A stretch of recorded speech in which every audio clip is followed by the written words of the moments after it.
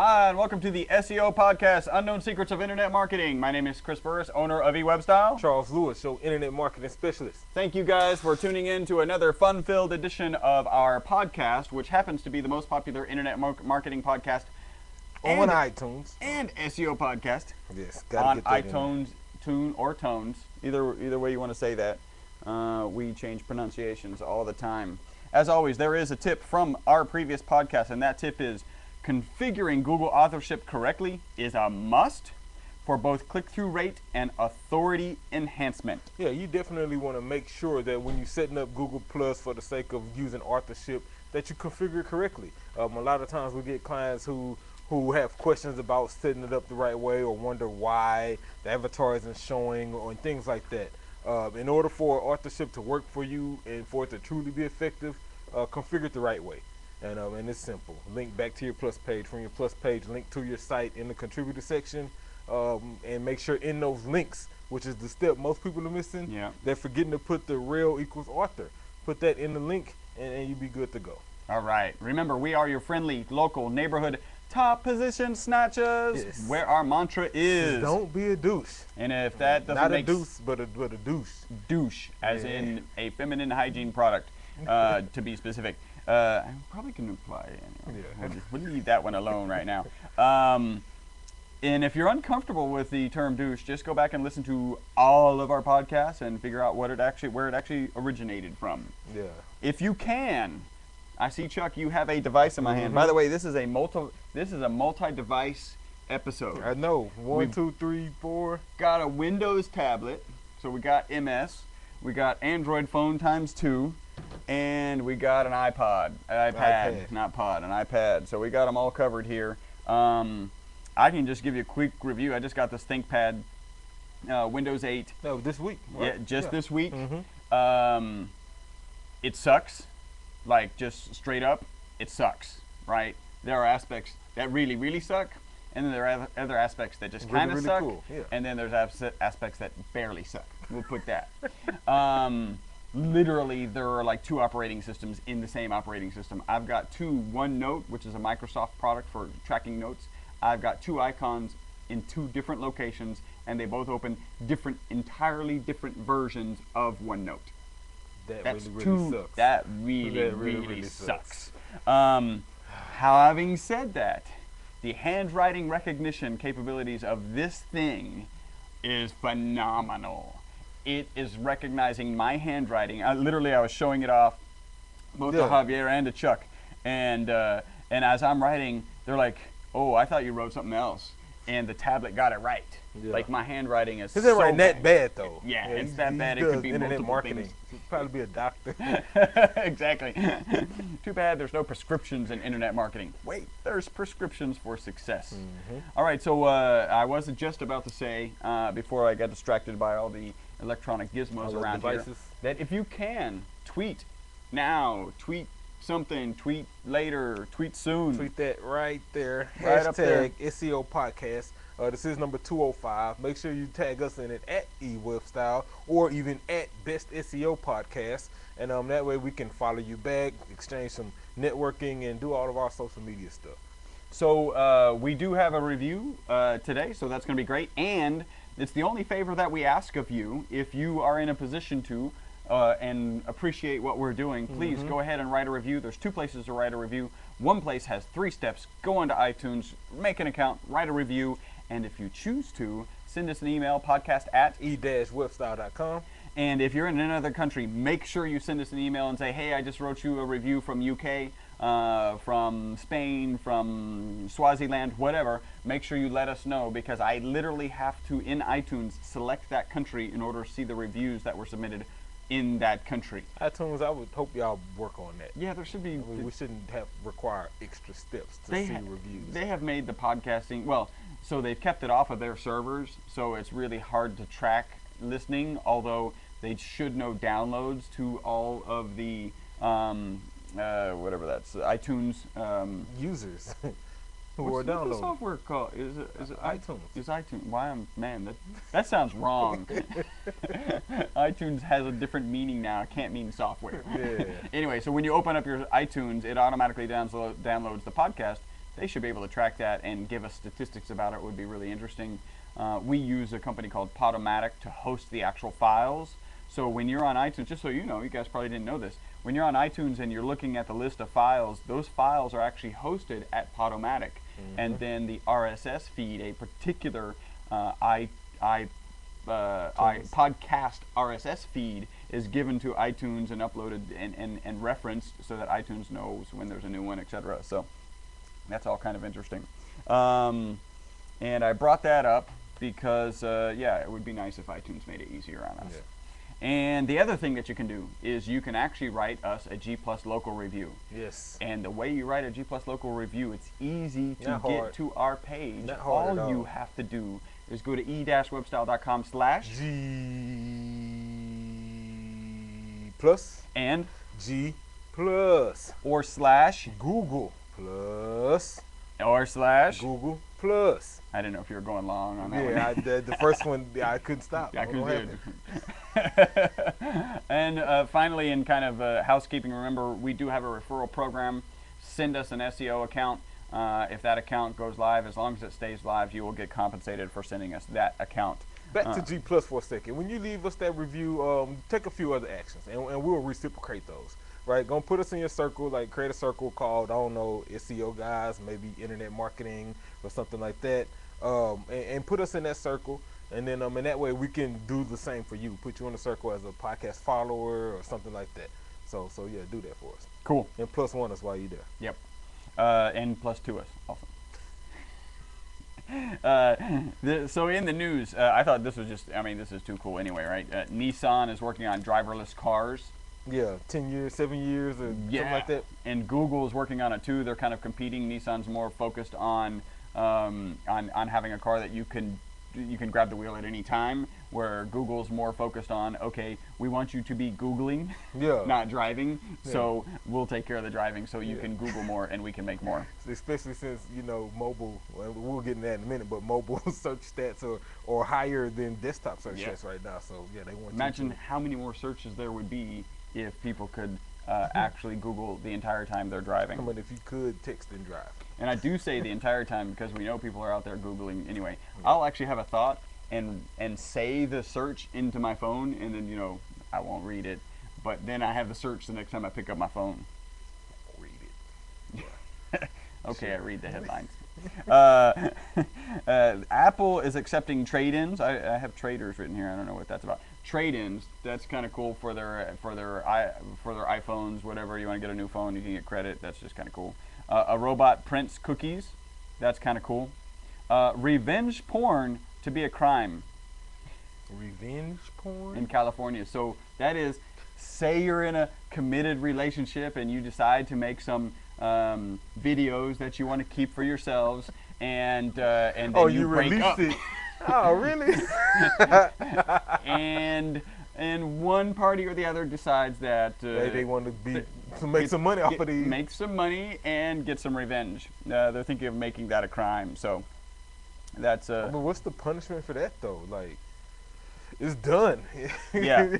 Well, you make it a crime and then they go to jail or pay fines or whatever. This is one of those things that I definitely throw in the category of, really, people, you just shouldn't do it. Yeah. And really, the government should have no say in it, right?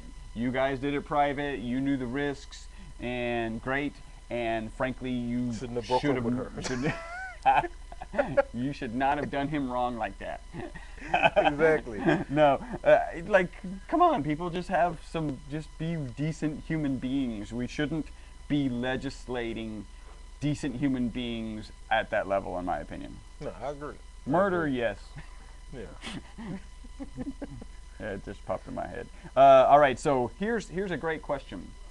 How much extra would an Android phone or Google phone cost if they made it here in the States versus China? It'd probably be double or triple in price. Yeah, isn't that's the instinct? That's what you say? Well, that's what. It could be cheaper. What, $4? $4. Really? $4. Now, you sell 100 million of them, that's $400 million of profit because you're making it in China versus the U.S. and it's still only $4. They should give you an option to pay an extra $4 for To it to get be an made here. American-made one. I'd pay $5. Yeah. You guys make an extra buck, not a duck, a buck Yeah.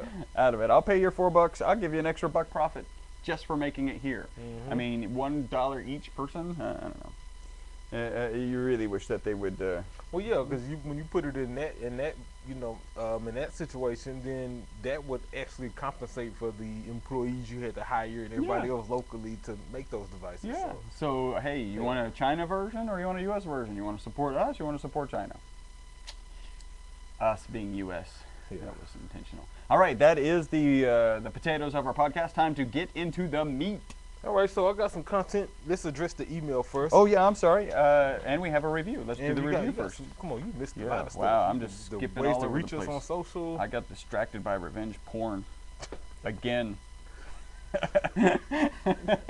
All right, here it is. iTunes review. The title of the review is I Like These Guys, and it is 5 stars. And it's by Pre-Med Guy. Cool. Pre-med guy. Good Yeah. luck with that. Nice guys, fun podcast, punch in the face for good podcast, blank stare for poor audio, punch in the face for fixing it. I call that the That's punch what's up. blank punch sandwich.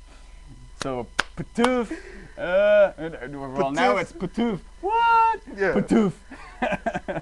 Sandwich. Sandwich. I don't know what sound. So it's patoof. What? Patoof. Thanks for helping us lay people with internet marketing and SEO. Well, first That's off, funny. your humbleness is going to go away as you get further into med school. You will no longer call yourself a layperson. I know. That's just a fact of going through med school. And thanks, Patoof, to you for the awesome review. And if you gave us a website, we would have read it on air. So Yeah. instead, we will give you. Let's give him A a Patoof sandwich. Patoof, Patoof. Mmm. All right, so we have an email question that was emailed to us because that's how email works. And it says, Podcast at e-webstyle.com. yep, it says gave the 828 5-star. 5-star. Thanks for what you guys are doing. Love the podcast and thanks for fixing the audio. Okay, Oh, that that's was that guy. That was the one that we reviewed, previous one last week. That's what's up. I have an SEO question for you guys. Now, this is interesting.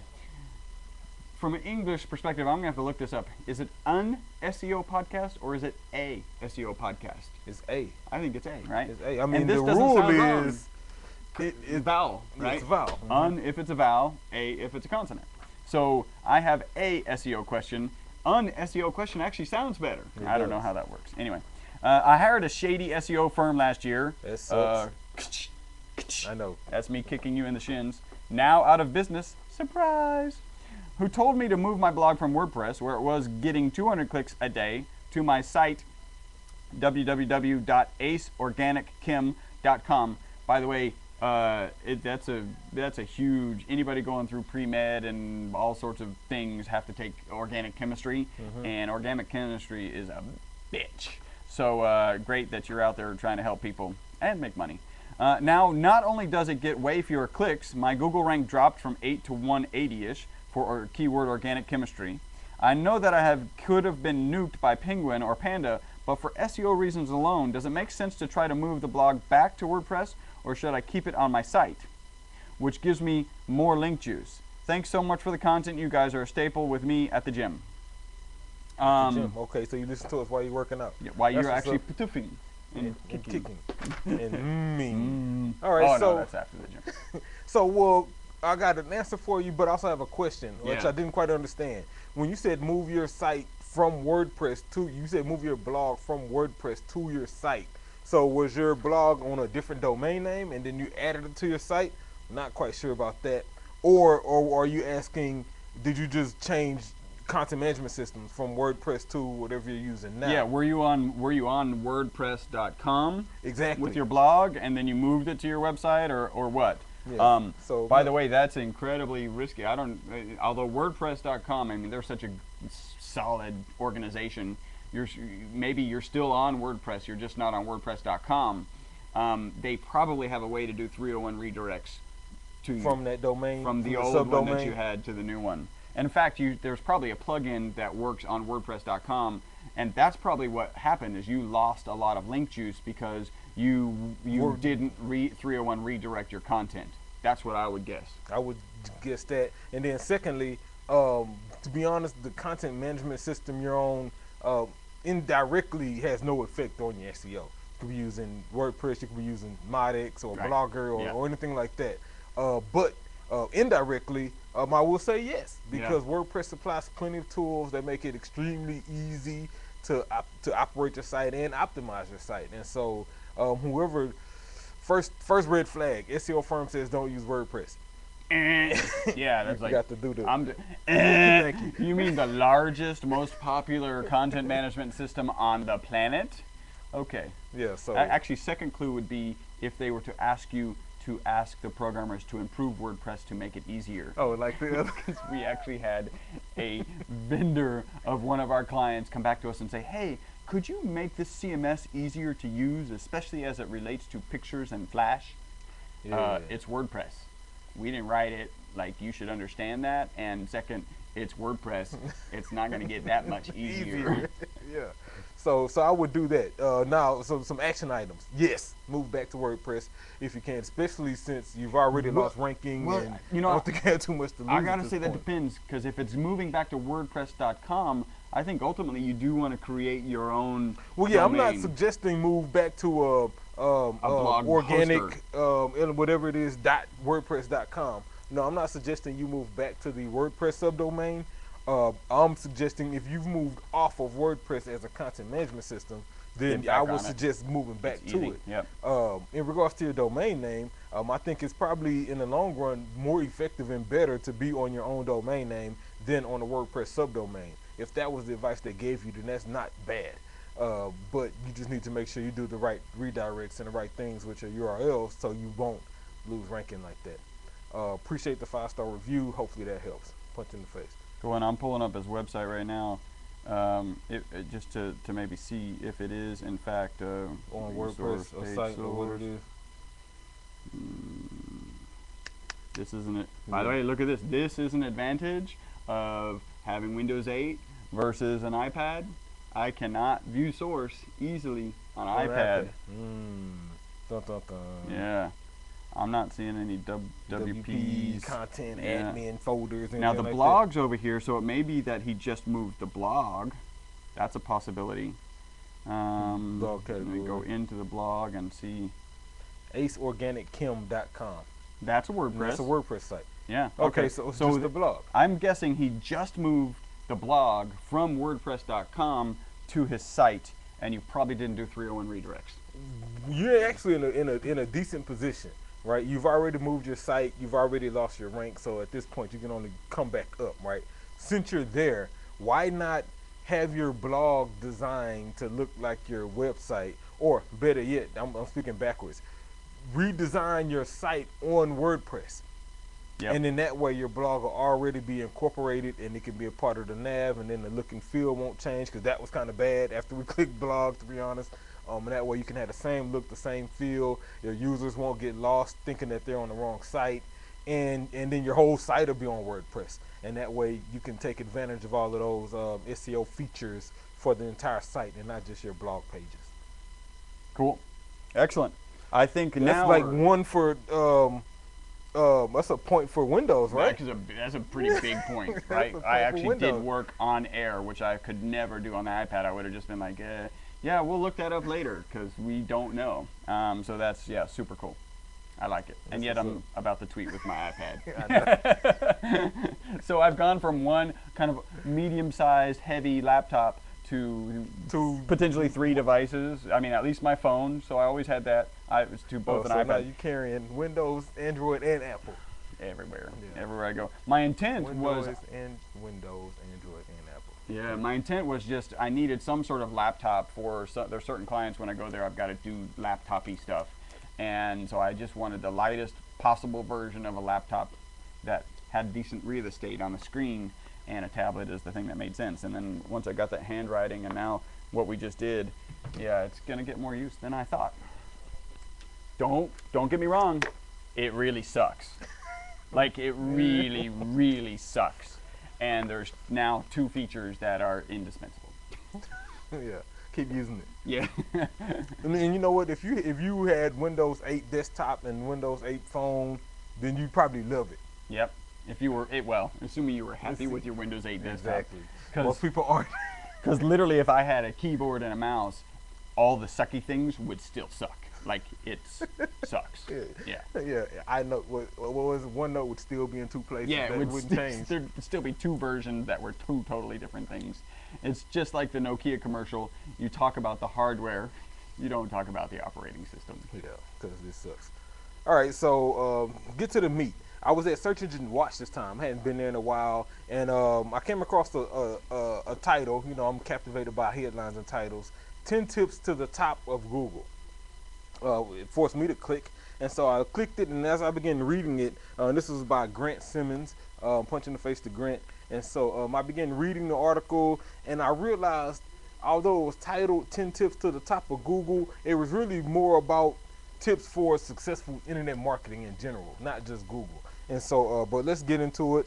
So number one, he says, learn and implement the marketing basics. And I think this goes for more than just Google. But you have to understand what those basics are for your business is what he really didn't get into in the article. You must understand what these marketing basics are for your business. Like, what's your expertise? You should know that so you can promote it. Or do you have locations? You know, have all this information readily available.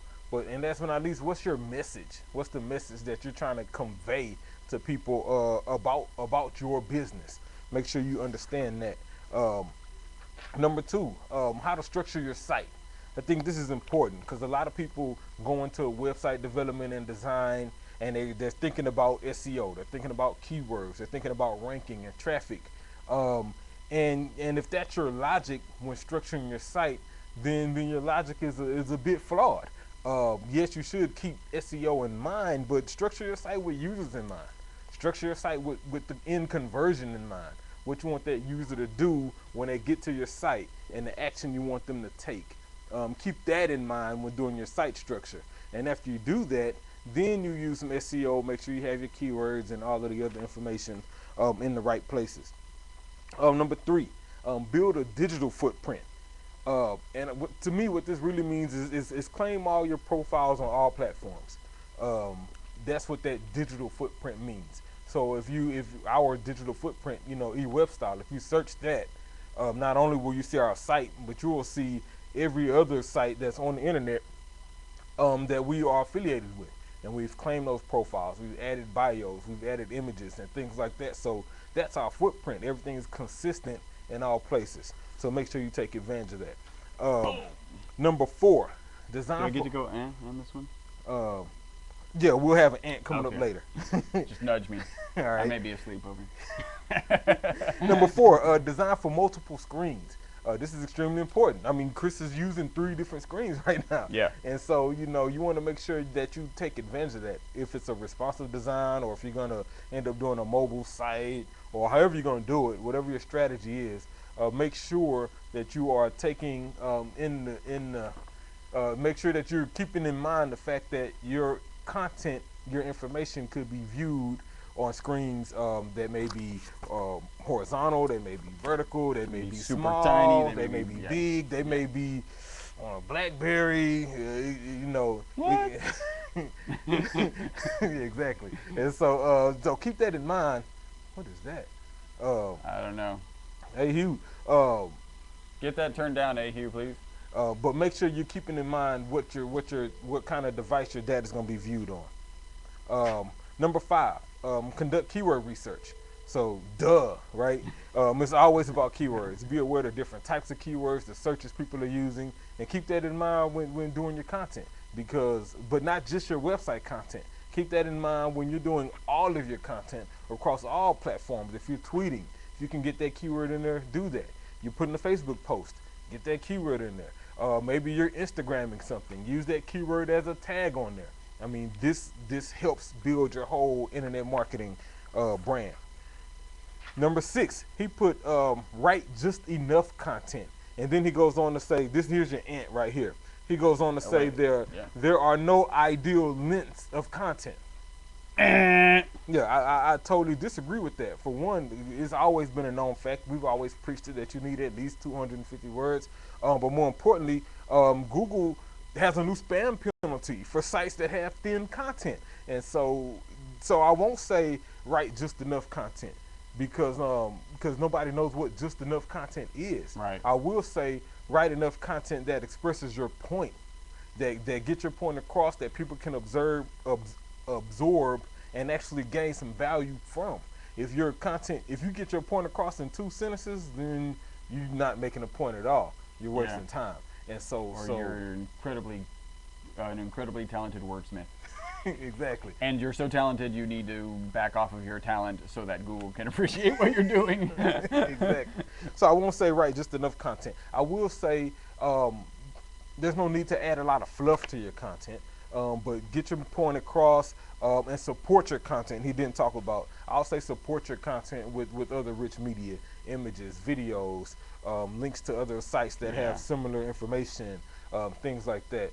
And in that way, your content is effective. That way, your content is valuable. That way, your content is relevant, and you can actually get results from it. What was his statement there? There are no ideal lengths of content. You know, so certainly there's a lower bar, right? 250, we say. And pages with lower content than that can still rank. Yeah. So. And the other thing is that if you start honing into a particular audience, I think you really can say they're ideal. Yeah. Right? Because we can talk about what it takes to sell plumbing service, what it takes to sell versus what it takes to sell siding services. Those are really a longer term purchase. They're a larger purchase. There are even purchases that have similar prices, but just end up being... Sales process is different. It requires a lot more research. If you're buying siding, you want to read about the colors and how to install it and the best installers and what weather it works in and what color you should use. And see the textures. You need a long page for that. Yeah. You can't sell siding to someone with 3 sentences. With a splash page. That's not ideal content. Yeah, exactly. That. And so, I think you're right. You have to find that niche. Maybe you're in an audience where quick fire answers are all that's needed. As an example, this or what is it? Ace Organic Chem. The things you got to really focus on is if I'm a student, I don't have much money, right? I want to get through this class. I want to see testimonials. Right? Yeah. I struggled for the first year. I failed it once. I passed it after I started doing this. I want to see that kind of heavy hitting stuff. And because it's so young, the audience, you want to be with Facebook, with that kind of stuff. You've got a lot more social work to do than just doing SEO to support it and close the sale. That's more likely to close it quicker. Just the fact that they're finding you from SEO is great.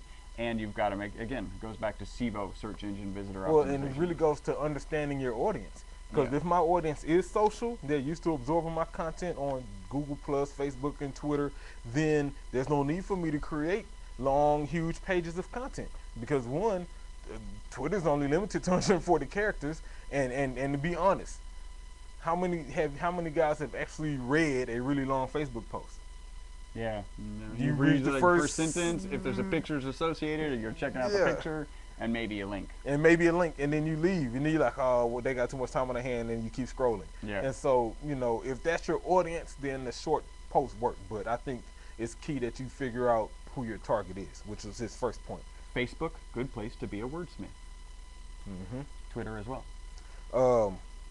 Tag your content, standard, social, and schema. This is number 7. And I'm gonna say this: tags still work, right? So like my guy who had the WordPress issue, WordPress gives you the option to tag posts and to tag images and things like that. If you're on YouTube, you can tag videos. Tagging works, right? So keep doing it. But he mentioned standard, social, and schema. So that kind of tagging I was just talking about was standard, right? Then your social tagging, hashtags and things like that. Hashtag your content. Give you a sprinkle in an advanced tip here. If you include a hashtag in your YouTube title and in your YouTube description for whatever that video is, it has a higher likelihood to show in the Google search result. Y'all gonna pay for that one this time. Ding, ding, ding, ding, ding. And then your schema markup. Make sure that you're implementing that, especially with sites that have a lot of information that changes rapidly. Something like healthcare or sports or entertainment. You definitely want to take advantage of schema markup, because that way search engines like Google and even Facebook can find out what that page is really about faster and display the right sort of description that you need to be shown. So yeah, tag your content. Number 8, don't over optimize. Duh. I mean, Algo changed about that earlier this year. It was an over optimization penalty. So yeah, don't do that. Remember, and you won't do that if you keep your user in mind first. Number 9, optimize the user experience. SEVO. Like, at the end of the day, it's all about that user. I said it in a song a long time ago that the search engine's not gonna pick up the phone and call you. The user is, and so make sure that when you're building your site, you're optimizing that user experience. Only way you can do that is to determine what you want that user to do. You want them to search, then click, then land on your page, then maybe read this content, probably watch this video, then subscribe to this and fill out a form. If that's the path you want them to take, then make that path the easiest path to go down when people land on your site. And that way that user has a great experience. Time on site goes up, pages per visit goes up. Google says, oh, this site is providing a great user experience, and your ranking will eventually go up. That was number 9. Number 10, and this is the last one, keep link building practices natural. And man, I couldn't agree more. Long gone are the days of a whole bunch of follow links on a whole bunch of forums and comment sections and guest blogs and this and that. Fiverr, no longer a good place to get links. Exactly. Yeah, Fiverr, SEO Nuke, and all of those things like that. Yeah, it's not exactly. It's not 2010 no more. It's not 2011. It's 2013, and Google is they're being proactive in regards to stopping it. And so you have to change your strategy. We need natural link building. When you're reading a sentence, if it makes sense to have an anchor text link here and it links to a certain site or to a different page or whatever, then do that. But if you're guest blogging, my suggestion to you would be to no follow that link, because Google's gonna think it's spam and they're gonna think you're trying to link build. So no follow it. What that does is that tells Google that you're not trying to do any SEO, and they still recognize the link. Just because it's no follow doesn't mean that they don't see it. They just mean that they're not going to pass PageRank. And so no follow the links. They'll still recognize it, and you won't be perceived as trying to build links. So yeah, keep your link building practices natural. That's it. Boom. That's the meat. Do we have any what? I mean, well, we could do Miley, but she's been done. So. Or you just said Miley? What? Yeah, that was. Did you just say she's been done? I know. don't know if that's appropriate. I'll have to take that back. Yeah, she's been undone. How about that? Yeah, she got undone on stage. All right, you guys have tuned in to the most popular SEO and internet marketing podcast on iTunes. That is because of you right there, who just logged in. We have been downloaded in over 76 different countries, so thank you. We've only gotten reviews in, I think, about 10 that I'm aware of. So if you're in one of those other countries, well, 66. Please don't be offended by that first. If you're in one of the countries that has yet to write us a review, there you go. Then go ahead and write us a review. Again, send us an email, podcast@e-webstyle.com, and let us know you wrote that review. Remember, there's lots of ways you can follow us and hang out with us and fire us questions, not just email. You can follow us, facebook.com/eWebstyle, twitter.com/eWebstyle, youtube.com/eWebstyle. And if you were wondering, on the YouTube one with the eWebstyle, there are videos there. That's what's there. And you can fire us an email. Fire us an email. Fire an email to us. Shoot us an email, whatever. Podcast@e-webstyle.com. Until the next podcast, my name is Chris Burris. Charles Lewis. Bye-bye for now. All right. I feel kind of liberating to just throw the papers after I finish with it. What? Done.